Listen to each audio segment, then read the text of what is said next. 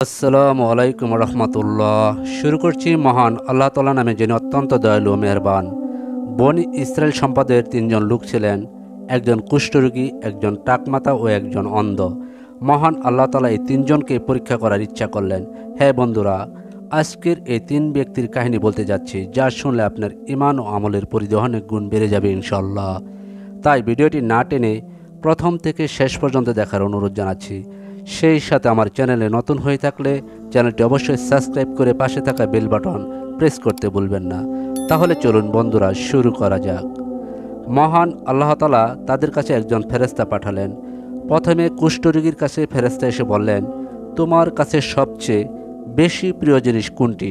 সে উত্তরে বলল, উত্তম গায়ের রং আর ভালো ত্বক, কারণ আমার শরীরের এই রোগের কারণে লোকেরা আমাকে ঘৃণা করে। ফেরেশতা তখন তার শরীরে হাত বোলালেন, সঙ্গে সঙ্গে তার রোগ সেরে গেল, তার গায়ে সুন্দর রং দেওয়া হলো। ফেরেশতা আবার প্রশ্ন করলেন, তোমার কাছে প্রিয় জিনিস কোনটি? সে উত্তরে বলল, উট। তখন তাকে গর্ভবতী মাদি উট দিয়ে ফেরেশতা বললেন, আল্লাহ তোমাকে এতে বরকত দান করুন।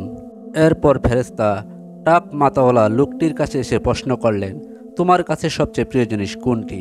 সে উত্তরে বলল, সুন্দর চুল, কারণ আমার এই টাকমাতার কারণে লোকেরা আমাকে পছন্দ করে না। ফেরেশতা তখন তার মাথায় হাত বোলালে তার টাক মাথায় সুন্দর চুল গজিয়ে যায়। ফেরেশতা তাকে আবার প্রশ্ন করলেন, কোন জিনিস তোমার কাছে সবচেয়ে বেশি প্রিয়? সে উত্তরে বলল, গাভী। তখন তাকে একটি গর্ভবতী গাভী দেওয়া হলো। ফেরেশতা বললেন, আল্লাহ তোমাকে এতে বরকত দিন। এরপর ফেরেশতা আবার অন্ধের কাছে গিয়ে বললেন, তোমার কাছে কোন জিনিস সবচেয়ে বেশি প্রিয়? সে উত্তরে বলল, আল্লাহ তাআলা আমাকে দৃষ্টিশক্তি ফিরিয়ে দিক, যাতে আমি দেখতে পারি। ফেরেশতা তখন তার চোখে হাত বুলিয়ে দিলে আল্লাহ তার দৃষ্টিশক্তি ফিরিয়ে দিলেন। এরপর ফেরেশতা আবার তাকে প্রশ্ন করলেন, কোন জিনিস তোমার কাছে সবচেয়ে বেশি প্রিয়? সে উত্তরে বলল, বকরি। তারপর তাকে একটি গর্ভবতী বকরি দেওয়া হলো। ফেরেশতা বললেন, আল্লাহ তোমাকে এতে বরকত দিন। মাদি উট, গাবি, বকরি সবাই বাচ্চা দিল। উট, গাবি আর বকরিতে এক একটি মাঠ ভরে গেল। এর কিছুদিন পর আল্লাহ তাআলা আবার এই তিনটি মানুষকে পরীক্ষা করার জন্য ফেরেশতা পাঠালেন। ফেরেশতা মিসকিন নিঃস্ব মানুষের বেশে এসে কুষ্ঠরোগীর কাছে এসে বললেন, সফরে এসে আমার সব কিছু নিঃশেষ হয়ে গেছে। আল্লাহর পরে তোমার সহযোগিতা ছাড়া বাড়ি পৌঁছানো আমার পক্ষে সম্ভব নয়। যে আল্লাহ তোমাকে উত্তম রং, সুন্দর ত্বক আর অনেক সম্পদ দান করেছেন, তার নামে আমি তোমার কাছে একটি উট সাহায্য চাইছি, যেন এই সফরে উটে চড়ে আমি আমার বাড়িতে পৌঁছতে পারি। এ কথা শুনে সে বলল, তোমাকে উট দেওয়া সম্ভব নয়। ফেরেশতা তখন বললেন, তোমাকে আমার চেনা চেনা বলে মনে হচ্ছে, তুমি কি সেই নিঃস্ব কুষ্ঠরোগী নও? আল্লাহ পরে তোমাকে অনেক সম্পদ দান করেছেন। এইসব কথা শুনে লোকটি বলল, আরে এইসব সম্পদ তো আমি আমার বাপদাদার কাছ থেকে উত্তরাধিকার হিসাবে পেয়েছি। ফেরেশতা তখন বললেন, তুমি যদি মিথ্যা বলে থাকো তাহলে আল্লাহ তোমাকে যেন আগের অবস্থায় ফিরিয়ে নেন।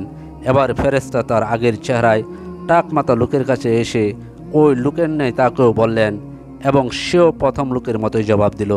অতঃপর তিনি বললেন, তুমি যদি মিথ্যাবাদী হও তবে যেন আল্লাহ তোমাকে তোমার আগের অবস্থায় ফিরিয়ে নেন।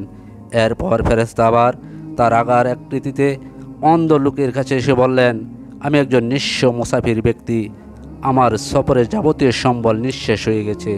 এখন আল্লাহ তোমার সহযোগিতা ছাড়া আজ আমি বাড়ি পৌঁছাতে পারবো না। হে আল্লাহ, তোমাকে দৃষ্টিশক্তি ফিরিয়ে দিয়েছেন, তার নামে তোমার কাছে আমি একটি বকরি চাই, যেন আমি সফর শেষে বাড়ি পৌঁছতে পারি। কথা শুনে লোকটি বলল, হ্যাঁ সত্য বলেছেন, আমি একসময় অন্ধ ছিলাম, আল্লাহ আমার দৃষ্টিশক্তি ফিরিয়ে দিয়েছেন। আপনার ইচ্ছা মতো আপনি বকরি নিয়ে যান এবং যা মনে চায় তা রেখে যান। আল্লাহর শপথ, আজ আল্লাহর নামে আপনি যা নেবেন এই বিষয়ে আমি আপনাকে বাধা দিব না। অতঃপর আল্লাহর ফেরেশতা খুশি হয়ে বললেন, তুমি তোমার সম্পদ রেখে দাও। তোমাদের তিনজনের পরীক্ষা হলো, আল্লাহ তোমার প্রতি অনেক সন্তুষ্ট এবং তোমার অন্য দুজনের প্রতি আল্লাহ অসন্তুষ্ট হয়েছেন। প্রিয় বন্ধুরা, আমরা যারা আল্লাহর অসংখ্য নিয়ামত পাওয়ার পরও তা অস্বীকার করি, তাদের জন্য মহান আল্লাহ তাআলা কিয়ামতের দিন শাস্তির ব্যবস্থা রেখেছেন। তাই আমরা যে অবস্থায় থাকি না কেন সবসময় আল্লাহর সন্তুষ্টির জন্য শুকর আদায় করব। মহান আল্লাহ তাআলা আমাদের সবাইকে সঠিক পথে চলার তৌফিক দান করুন। আমিন।